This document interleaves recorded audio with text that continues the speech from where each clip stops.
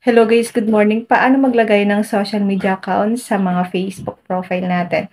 Kung meron po kayong TikTok or kahit pa anong social media accounts, pwede niyo po siyang ilagay sa inyong Facebook profile para once na may mag-visit po sa inyong ibang mga Facebook users, pwede po nilang makita kung ano po yung mga iba't iba niyong social media platforms at para madali po kayo guys ma-follow. Ganito na po ang gagawin natin para makalagay tayo ng ibang social media accounts sa ating mga Facebook profile. Punta lang tayo sa ating Facebook. Click profile. Ayan guys, wala pa siyang nakalagay na mga social media sa ating profile. Ganito lang po ang gagawin natin para makapaglagay tayo ng mga social media links. Click natin ang Edit Public Details. May nakalagay dito na links. Then dito po sa may kabila may nakalagay na add. Click natin ang add. May nakalagay dito na social links, taka website. Click natin ang add social link. Click platform. Lalabas dito guys yung mga social media accounts. Hanap lang tayo dito guys ng social media accounts na meron tayo. Halimbawa guys, TikTok. Meron tayong TikTok. Click natin ang TikTok. Ngayon, ilalagay natin dito ang TikTok username natin.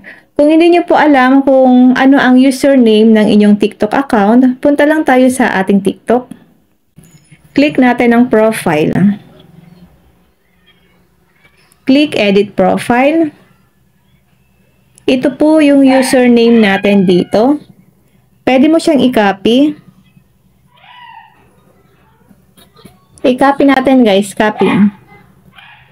Click copy. Then, balik tayo guys sa ating Facebook. I-paste natin dito ang ating username. Paste. Yan guys. Then, pwede nyo po siyang ilagay sa friends. Depende po sa inyo guys. Click natin ang public. Pwede mo siyang ilagay sa friends, only me, or public.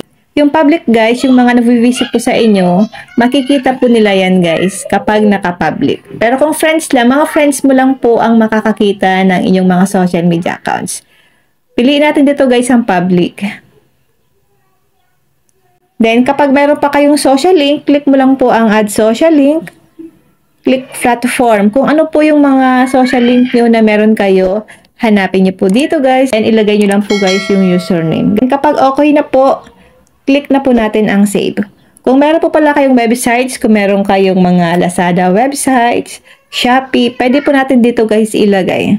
Then kapag okay na, click natin ang save. Ngayon, i-check natin guys sa ating profile. Ayan guys, na-add na po dito ang TikTok na social media accounts natin.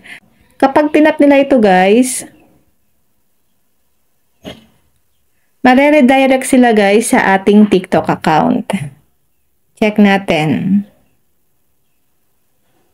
Ayan guys. So, madali nila tayong maifa-follow kapag tinap nila ito guys. Ganun lang po ang gagawin natin para maglagay tayo ng social media account sa ating mga Facebook account.